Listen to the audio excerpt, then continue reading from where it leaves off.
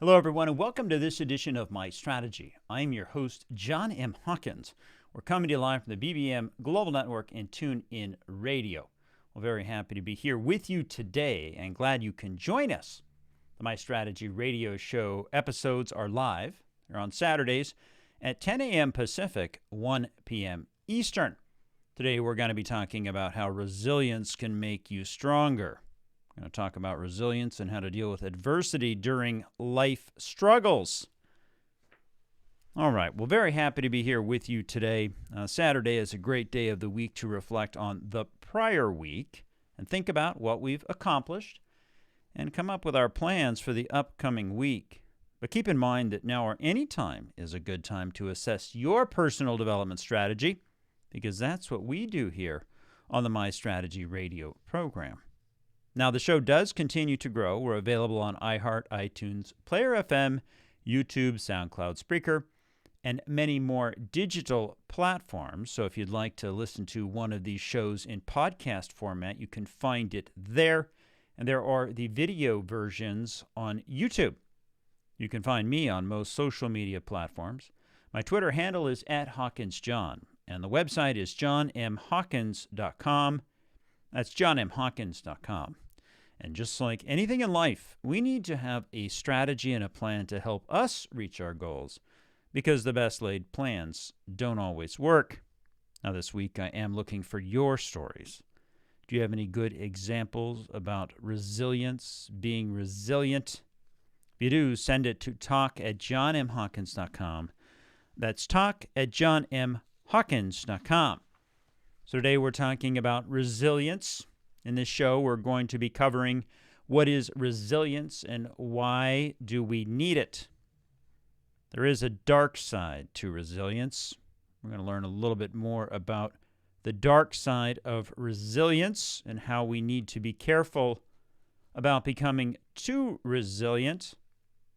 We'll then learn a little bit about those required skills that we need to develop our resiliency. We'll then talk a little bit about ways to build our resilience as we face trauma, adversity, and stress, which all of us do face in life from time to time. We'll then talk a little bit about how you can build your resiliency strategy. Do you need to be more resilient or perhaps less resilient? We'll talk about all that in today's show. All right. Well, very happy again to be here with you. We're talking about resilience. Resilience. And this article I've got here is by David Sussman, PhD. He starts off by saying resilience is what gives people the psychological strength to cope with stress and hardship. It is the mental reservoir of strength that people are able to call on in times of need to carry them through without falling apart. Psychologists believe that resilient individuals are better able to handle adversity and rebuild their lives after a struggle. I think it's safe to say that everyone in the world, no matter who you are, has had to face some sort of adversity over the past year and a half or so. And the question I want you to be thinking about as we go through this show, what are some of those adversities that you had to face? And if you did have to face adversity, how did you handle that adversity? Were you able to carry on, thrive, be better than you were before facing the adversity? Did you fall apart after the struggle? Are you now not able to get back on your own 2 feet? Or are you somewhere in the middle where you are ambivalent about it, the situation at hand? So that's what we want to think about in today's show, keeping in mind that this show is all about personal development, our personal strategy. So I want you to focus just on yourself, because that is who we need to have in a good, solid, strong position before we can help others. Once you've are in that position, then we definitely can help others and want to. All right, the article goes on to say, dealing with change or loss is an inevitable part of life. At some point, everyone experiences varying degrees of setbacks. Some of these challenges might be relatively minor. Not getting into a class we wanted to take, or being turned down for a promotion at work, not being able to go and eat out at a restaurant. While others are on a disastrously much larger scale. And over the past year, think about the things that have happened with regard to, well, most recently, terrorist attacks, fires, situations with death, and things of that nature. So where are you in that spectrum? They go on to say, how do we deal with these problems can play a significant role, not only in the outcome, but also the long-term psychological consequences. The author says the good news is that there are things we can do to become more resilient. What is resilience? People who remain calm in the face of a disaster have what psychologists call resilience. Resilient people are able to utilize their skills and strengths to cope and recover from problems and challenges. Many of the common problems could include things like job loss, financial problems, illness, natural disasters, medical emergencies, divorce, death of a loved one. And instead of falling into despair or hiding from problems with unhealthy coping strategies, resilient people will face their difficulties head on. Now, the important thing they say is that this does not mean that they experience less stress, grief, anxiety than other people do. I think that's important because they still have that experience of stress, grief, and anxiety. What they mean by resilience is that they have better coping skills to handle with these difficult situations in a way that foster strength and growth. And in many cases, they may emerge even stronger than they were before. And those who lack this resilience may instead become overwhelmed by such experiences. They may dwell on the problems and use unhelpful coping mechanisms to deal with these life's challenges. Disappointment or failure might drive them to unhealthy, destructive, or even dangerous behaviors. These individuals are slower to recover from setbacks and may experience more psychological distress. The article goes on to talk about how to adapt in stressful situations and also talks a little bit about the characteristics of resilient people. We're going to take a quick break, and when we come back, we're going to talk a little bit more about those characteristics, and then I want to get into the dark side of resilience. You're not going to want to miss this. We'll be right back.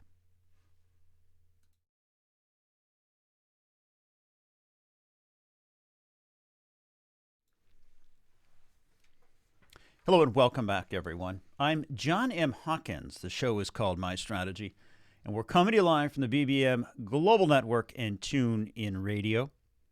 Right before the break, we were talking about what is resilience and why do we need it.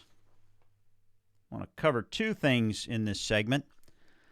I want to finish up the first segment and talk a little bit about some of the characteristics of being resilient. And then I want to talk about the dark side of resiliency. So continuing from the prior segment, this author talked about how to adapt a stressful situation, who is resilient and why, and also talks about some of the characteristics. These characteristics include things like holding positive views of themselves and their abilities, possessing the capacity to make realistic plans and to stick to them, having an internal focus of control, being a good communicator, viewing themselves as fighters, not as a victim, having high emotional intelligence and managing emotions effectively. And now some people are more resilient when it comes to stress. There's some of the characteristics. We'll cover a little bit more of this later. Before we get into some of that, I want to talk a little bit about the dark side of resilience.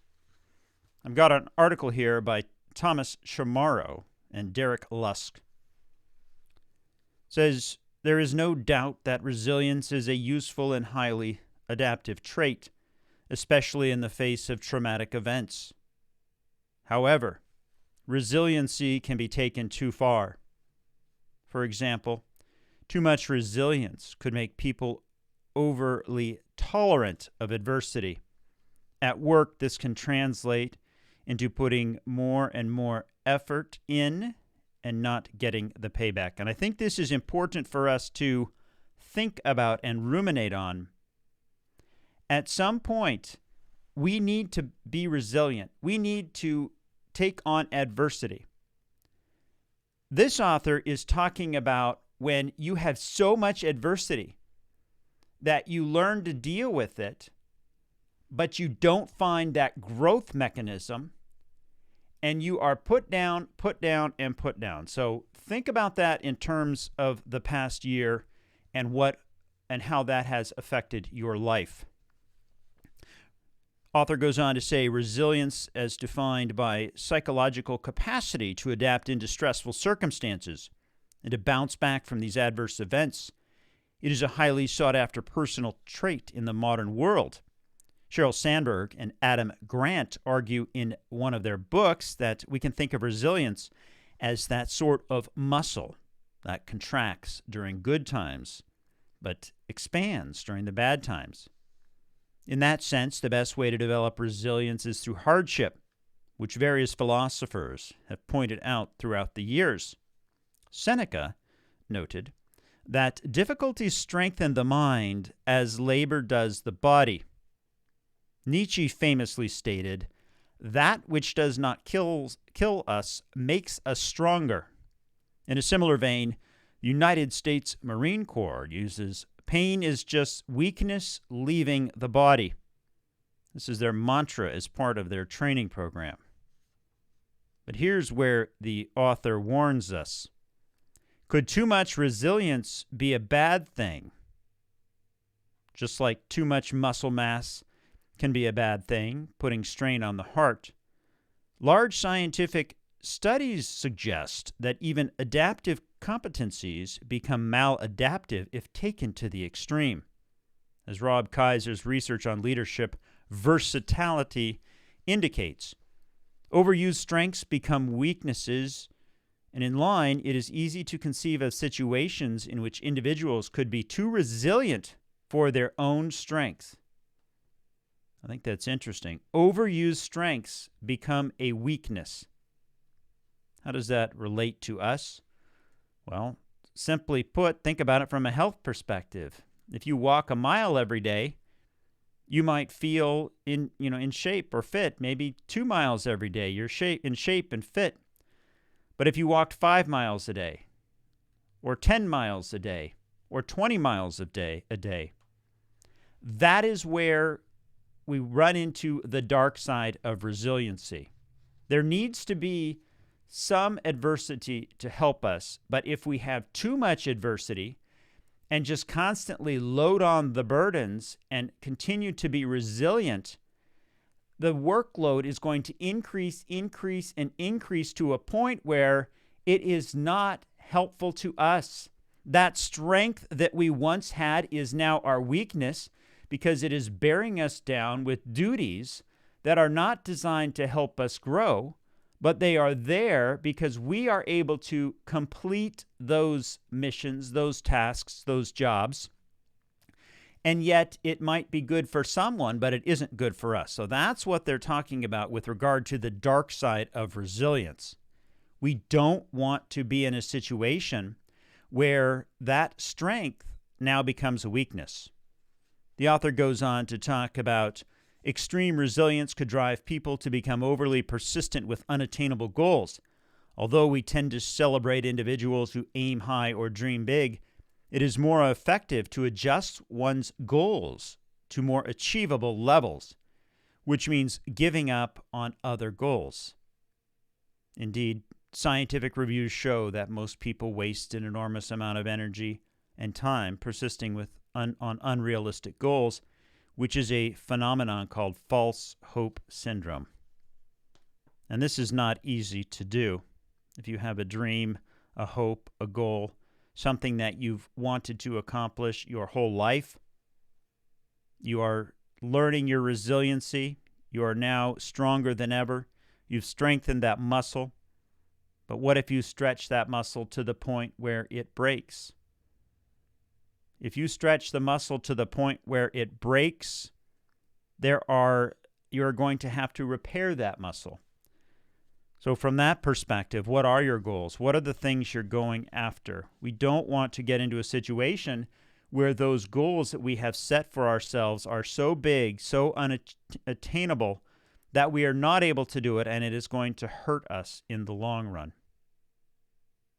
The article continues. Even when past behaviors clearly suggest that goals are unlikely to be attained, overconfidence and an unfounded degree of optimism can lead to people wasting energies on pointless tasks. The author goes on to talk about how too much resilience could make people overly tolerant of adversity. It also talks about the leadership phenomenon and how too much resilience can get in the way of leadership effectiveness. Even though the resilient superhero is usually perceived as better, there is a hidden dark side to it. It comes with the exact same traits that inhibit self-awareness and in turn the ability to maintain a realistic self-concept. You're listening to My Strategy. I'm your host, John M. Hawkins. Come to you live from BBM Global Network and TuneIn Radio. When we come back, we're going to talk about resilience as required skills to endure hardship. We'll be right back.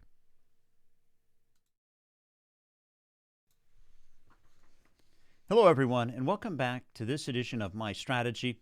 I am your host, John M. Hawkins, coming to you live from the BBM Global Network and TuneIn Radio.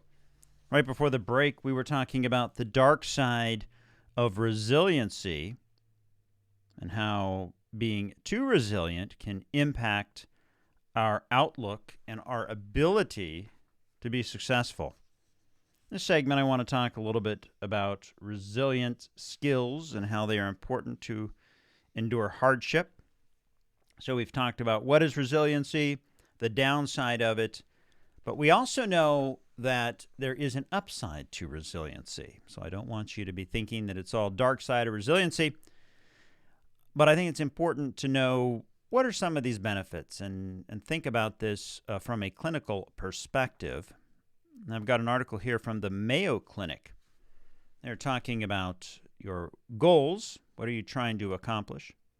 And they said resilience can help you build skills to endure hardships. Resilience means being able to adapt to life's misfortunes and setbacks. Test your resilience levels and tips to build your resilience. When something goes wrong, do you tend to bounce back or fall apart? When you have resilience, you harness your inner strength that helps you rebound from a setback or challenge, such as a job loss, illness, disaster of a loved one, and more. They also talk about if you lack resilience, this is a good indicator if you lack resilience, you might dwell on problems, feel like a victim, become overwhelmed, or turn to unhealthy coping mechanisms such as substance abuse. I think this is important because as we start to build our strategy, number one, we need to be aware of things. So as we think about resilience, if you'll notice, I am covering the spectrum of resilience. On one hand, you have those people who are so resilient that they are not growing because they are too resilient. On the other side of the equation, you have people who are not resilient. So what we need to figure out from a personal development perspective is where do we fit in that spectrum? Are we the person who is too resilient? Are we the person who is not resilient enough? And that's why we look at these concepts, these skills from multiple angles, because only in getting the data and looking at this from multiple perspectives, number one, it's going to help us understand what the concept is and the construct is. And only once we understand what the construct is and where we fit in that spectrum, that's when we can make decisions that are going to help us grow. So in this situation, we're talking about those who do not have resilience. So you might dwell on problems, feel victimized, become overwhelmed, or turn to unhealthy coping mechanisms. Resilience won't make your problems go away, but resilience can give you the ability to see past them, find enjoyment in life, and better handle your stress. If you aren't as resilient as you like, you can develop these skills to become more resilient. Adapting to adversity. Resilience is the ability to adapt to difficult situations. Now, this is when stress, adversity, or trauma strikes. Now, here's an important point, though, and you need to understand this. It doesn't matter what end of the spectrum you're on. Those who experience these traumatic events all across the spectrum still will experience anger, grief, pain. So you're still going to experience them. You are still going to be potentially impacted physically and psychologically. However, resilience isn't about putting up with something difficult, being stoic, or figuring it out on your own. In fact, being able to reach out to others for support is a key part of being resilient. And I think this is one of the antidotes if you do find yourself in the dark side of resiliency and just trying to take all those burdens on and saddle yourself down with the weight. This is one of the ways we can fight that dark side of resilience. It's working with others. Resilience in mental health. Resilience can help protect you from various mental health conditions, such as depression and anxiety. Resilience can also help offset factors that increase the risk of mental health conditions, such as being bullied or a previous trauma. And this is what we would expect coming from the Mayo Clinic. They're looking at this from a clinical perspective, and I think that is important, that while we can try and do as much as we can with personal development, we can understand where we are, we're going to need to take action. We're going to need to find a way to figure out where we are on that spectrum, find activities, find courses of actions, also known as strategies, that we can implement to help us get to a better state. So from that perspective, they give some suggestions, things that we should be thinking about as we are moving along those varying degrees of the spectrum. Get connected, learn from experience, remain hopeful, take care of yourself, and be proactive. So those are some ideas from the Mayo Clinic. There's also some other ideas that were in a prior article that we discussed that I'd like to bring in now. And they also suggest that you can reframe your thoughts. Resilient people are able to look at the negative situations realistically, but in a way that doesn't center on blame or brooding over what cannot be changed, instead viewing adversity as insurmountable. Reframe your thoughts to look for small ways you can tackle the problems and make change. Focus on the positive things you can do to get you out of that negative mindset. And I can tell you that's hard to do. There's things that I ruminate on and think about, and then I'll sit back and say, why did I spend the last 10 minutes thinking about that? I'm assuming other people do the same thing. They also say that you should consider seeking support, because at some point, if you're ruminating on something or focusing on it, it might be that you need somebody else to help you. And if you don't have a buddy, a friend, a family member who can help you, they do recommend seeking some support to figure out what is going on. What are these difficulties that you're having a problem coping with? They also say that managing stress, cognitive restructuring, breathing exercises, all will help. And I would also throw in there exercise. We did a podcast on exercise a few weeks ago, and exercise is a fantastic way to balance our bodies, along with good nutrition. You're listening to My Strategy. I am your host, John M. Hawkins, coming to you live from the BBM Global Network and TuneIn Radio. When we come back, we're going to talk about ways to build your resiliency. We'll be right back.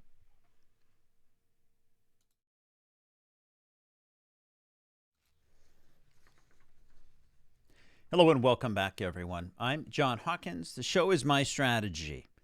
Right before the break, we were talking about resilience and those required skills to endure hardship. And if you are just joining us in this show, welcome.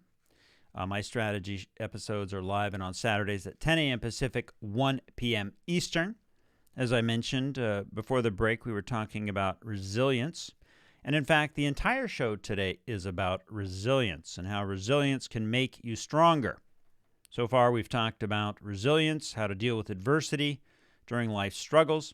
We've talked about the positive side of resilience and also the dark side of resilience. And we just talked about how resilience is extremely powerful, and it is something that we all should develop, or at least build a strategy for it. And if you did miss the first part of the show, you can find us on podcast format on the web. All right. In this segment, I want to talk about ways for us to build our resiliency. Now, keeping in mind that, as we've been talking about, there's this spectrum that we're all on. And when I talk about building our resiliency and our strategy, if we are too resilient, we're going to take one set of actions. If we are not resilient enough, we're going to take another set of actions. And if you're in the middle, you might pick some from one set of actions on one side and the other set of actions from the other. So just keeping in mind that we all are in different situations. We all have different experiences that we're dealing with. I think the common theme, though, is that we all face trauma, adversity, and other stresses. So because we all face those, we still need to be aware of the strategies. We just need to know where we are from our current state of mind, from our current perspective.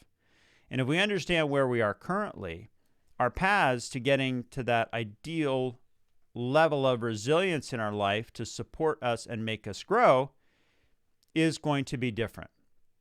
The path is going to be different. So as we go through this strategy, I want you to think about your own situation. And it's really important before we start this to think about, where are you on that resiliency scale? Are you somebody who is so resilient that, you could be saddled down with immense amount of stress, burden, emotional things, and you just continue to trudge along? Or are you somebody who, at the first sign of getting that adversity, you fall apart and you are not able to handle things? Or are you somewhere in the middle? So let's think about that as we go through this. This article that I am leaning on here says, The Road to Resilience. Imagine you are going to take a raft trip down a river. I hope it's a warm day, I'll tell you that much. Along the slow waters and shallows, your map shows that you will encounter unavoidable rapids and turns. How would you make sure you can safely cross the rough waters and handle any unexpected problems that come from the challenge? Perhaps you would enlist the support of more experienced rafters as you plan your route, or rely on the companionship of trusted friends along the way. Maybe you would pack an extra life jacket, or consider using a more durable raft.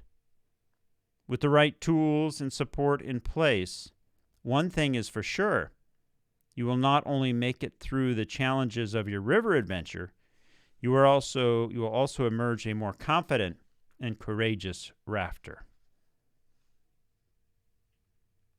Life may not come with a map, but everyone will experience those twists and turns, from everyday challenges to traumatic events with more lasting impact, like the death of a loved one, a life-altering accident, or serious illness. Each change affects people differently, bringing a unique flood of thoughts, strong emotions, and uncertainty. Yet people generally adapt well over time to life-changing situations and stressful situations. They say all of this is in part to being resilient. Before I continue, I think it's important to say that this is from an article called Building Resilience. And there are more acknowledgments than I could read in this show. I have about 20 different people who have contributed to this, so I'm not going to go through all their names, but if you are interested, you can email me at talk@johnmhawkins.com. So they've set up this stage where you are on this rafting trip. You know that at some point in this rafting trip, there are going to be rapids. There could be multiple points where there are rapids. When you get to those rapids, how will you get through them safely? And I think this is a good analogy in what we deal with. If you're somebody who gets in the raft and you've never, ever rafted before, you might be completely terrified. I could die. The boat could tip over. I'm going to lose my phone. I'm going to crack my head and be in the hospital. You've never been down the rapids. So you're getting in this boat. Perhaps you've seen things on TV about rafting trips gone awry. You could be completely terrified as a result of that. That is one perspective. The person who is been down and rafted a few times, they might look at it from a different perspective. Oh, I've done this a few times. I can't wait for those twists and the turns. They were exciting. I was so excited when we were able to navigate the waters, and we almost tipped over, but we didn't. There's still some excitement. And then you have the person that leads the expedition. They have been down that trip, that path, that twisty curve so many times that they know what is going to happen. They know what is going to happen. And I think that's a good analogy, because if you think about it from that perspective, isn't the person who is, absolutely new to this, the person who needs to develop resiliency, the person who's had some experience is the happy medium, and the experienced rafter who's leading the expedition potentially could be in the dark side of resilience. They have developed coping mechanisms to the point where it doesn't faze them, it doesn't affect them. So as you think about what resilience is and what it isn't, it is important to know that even though all of us are experiencing those same twists and turns, our perspective is different. And as a result of that, we are going to need to create different strategies. We go on to talk about some of the things we can do to help, like build connections, join a group, foster wellness, practice mindfulness, avoid negative outlets, and find purpose. You're listening to My Strategy. I'm your host, John M. Hawkins, coming to you live from the BBM Global Network and TuneIn Radio. Going to take a quick break, and when we come back, we're going to talk about building your strategy. We'll be right back.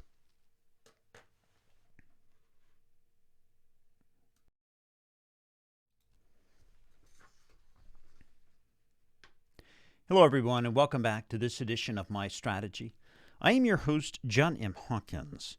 Today, we're talking about adversity. Right before the break, we were talking about ways to build your... we're talking about resiliency in the face of adversity. Right before the break, we were talking about ways to build our resiliency, because we're all going to be facing traumas or adversity. And I wanted to talk a little bit about what resilience isn't. I think this is important, and we've somewhat covered this before. I just want this to resonate with you, and I want this to be a takeaway. So we're talking about, we've got this article here on building resilience, and it says what resilience isn't. Being resilient doesn't mean that a person won't experience difficulty or distress. People who have suffered major adversity or trauma in their lives commonly experience emotional pain and stress. In fact, the road to resilience is less likely to involve considerable emotional distress.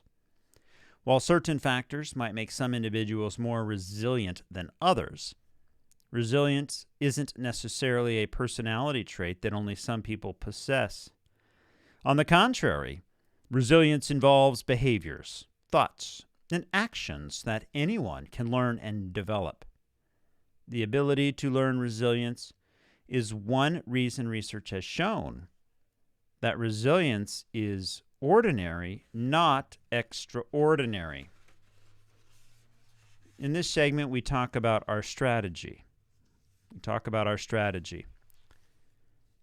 And, many times we look at who we are and we say, I am who I am. These are the skills I have. These are the skills I don't have. And I'm just going to accept it as is. Well,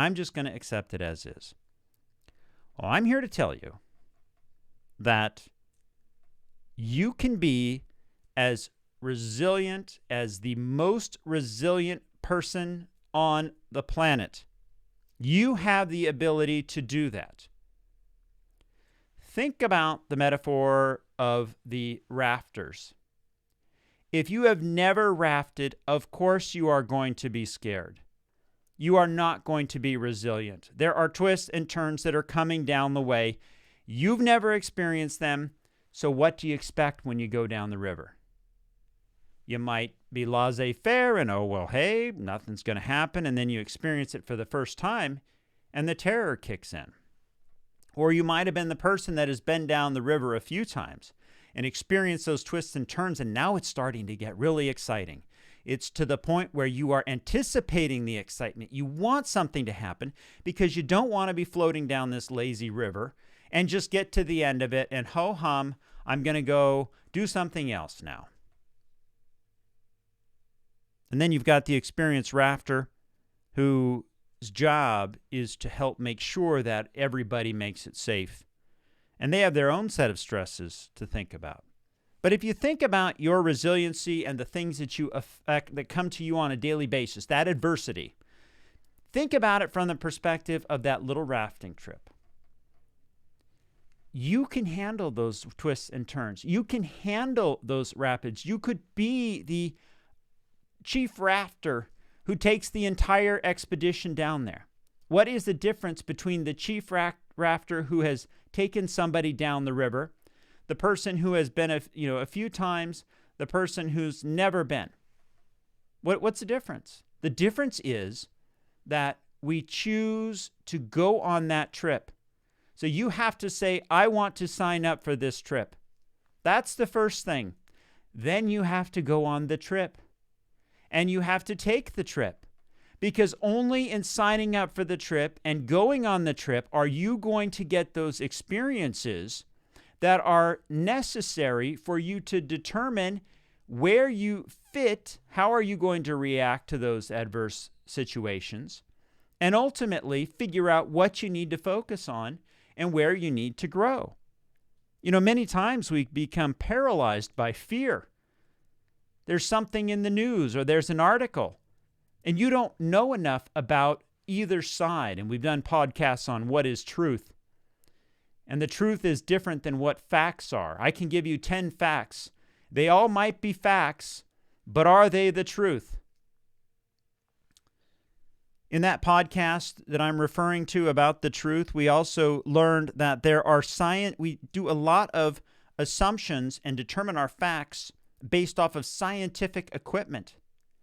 Do you know that not all scientific equipment, the algorithms are not always 100% accurate? And if you derive a fact from a piece of equipment or knowledge that you have, and that is fallible in itself, and you take that as fact and hold your truth based on that, do you know the truth? If the information, the data that was given to you was fallible, you might think you know the truth. You might think that you have everything figured out, and you might think that that is how things should be. But the data was wrong. The data was wrong. Everyone's telling me the data was right, but the data was wrong. And that is what we need to be thinking about as we are thinking about becoming resilient in our resilience strategy. We have to take the trip.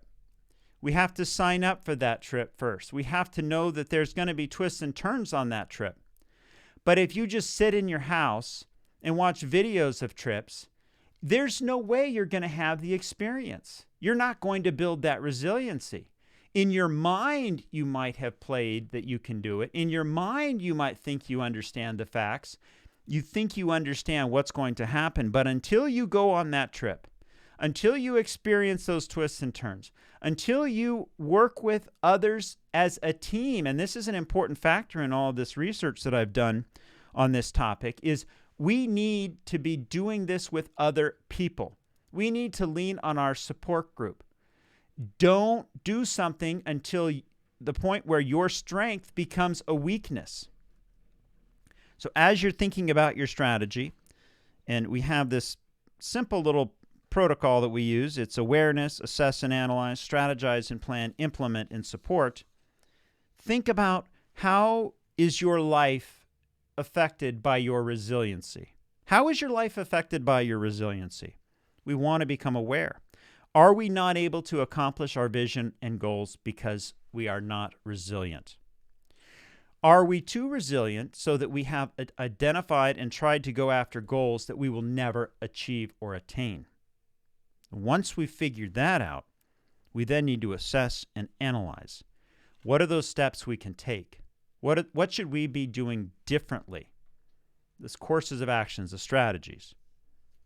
We make small changes. We implement those changes. We test those changes. We get support. And over time, we get to a point where we start to see the change. And we're going to know we're on the right track when we start to accomplish those goals, when we start to accomplish things that are important to us, taking us one step closer to where we want to be. You're listening to My Strategy. I am your host, John M. Hawkins, coming to you live from the BBM Global Network and TuneIn Radio. When we come back, we're going to talk about putting your plan in place. We'll be right back.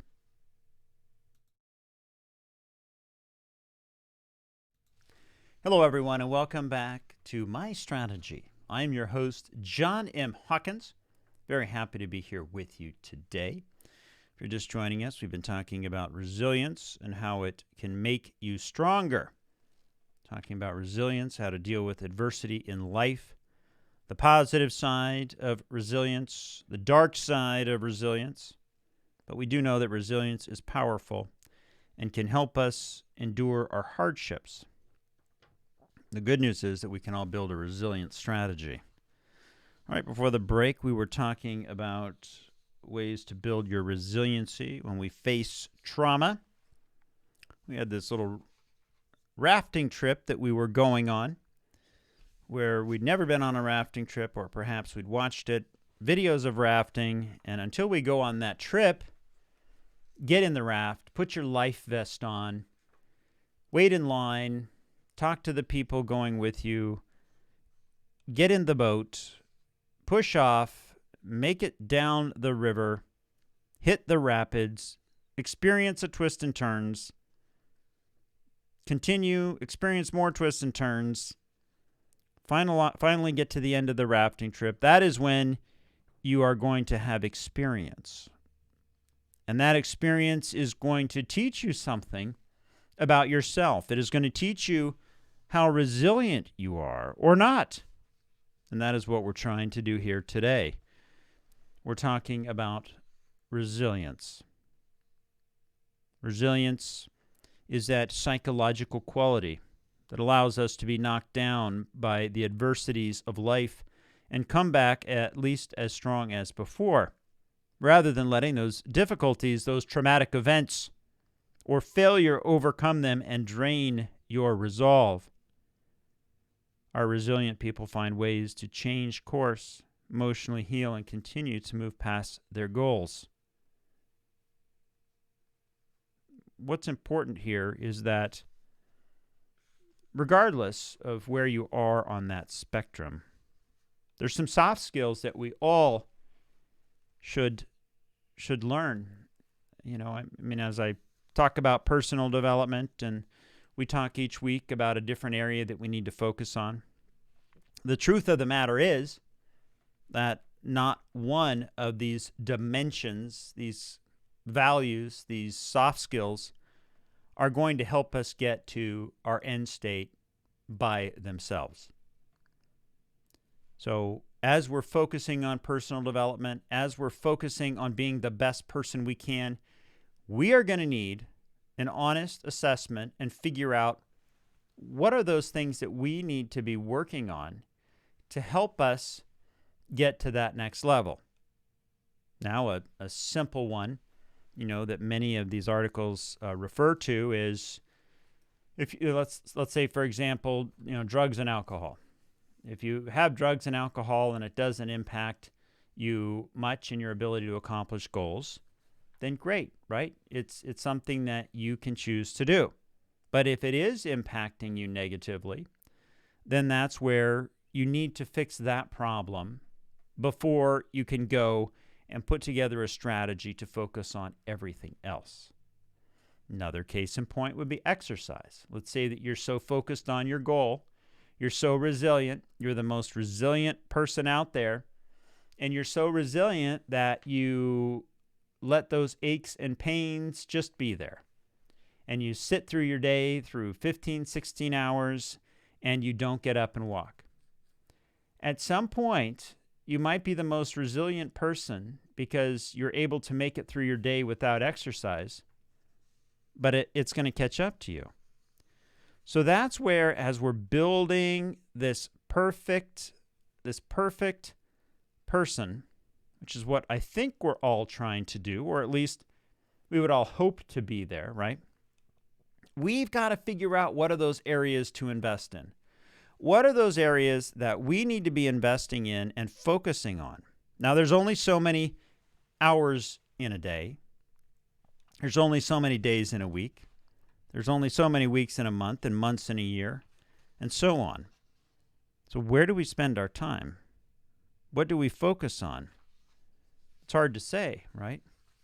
One of the things we can do is we can assess where we spend our time on a daily basis.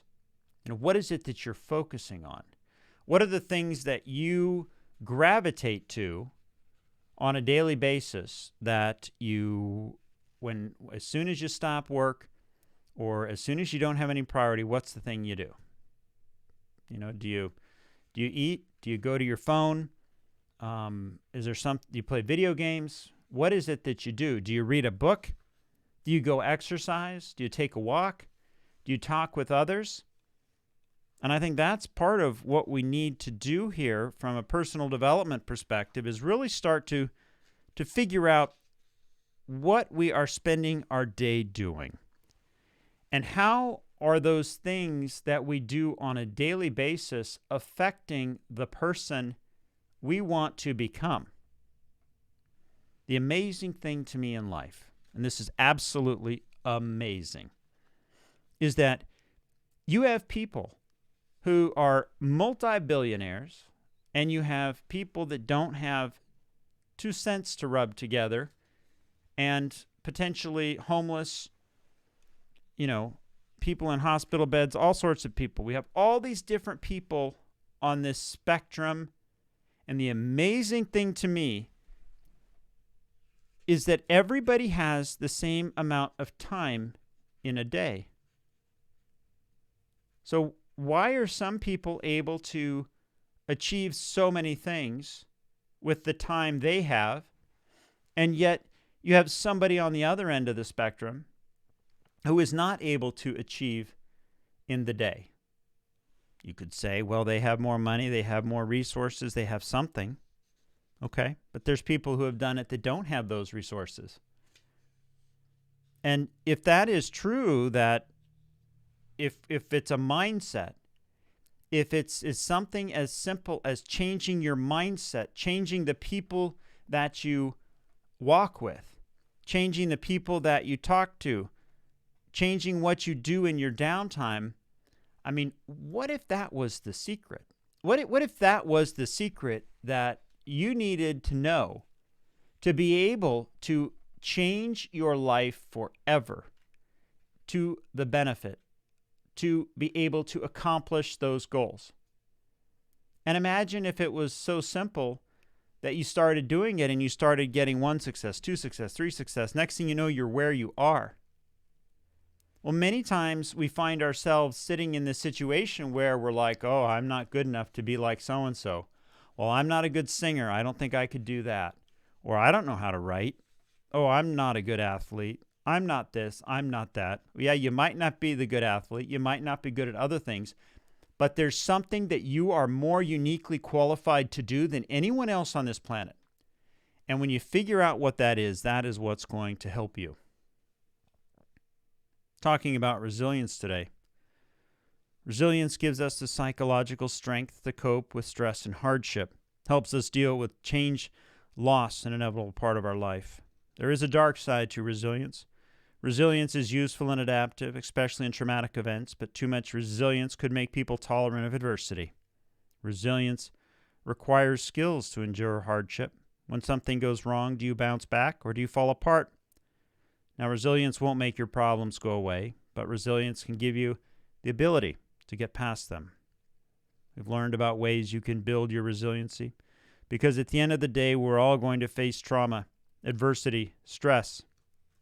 We are all going to experience those twists and turns in life. The key is that in order for us to gain resiliency, we need to build our connections, foster wellness, avoid negative people, find purpose, embrace healthy thoughts, accept change, maintain hope, learn from your past, and most importantly, we need to build our strategy. We need to go in and identify what are those things we need to do to help us. But it's not easy because we're going to need to identify those habits. We're going to need to break those habits and put new habits in place. That's all the time we have for this week. It's been great to be here with you. Have a great week. Take care.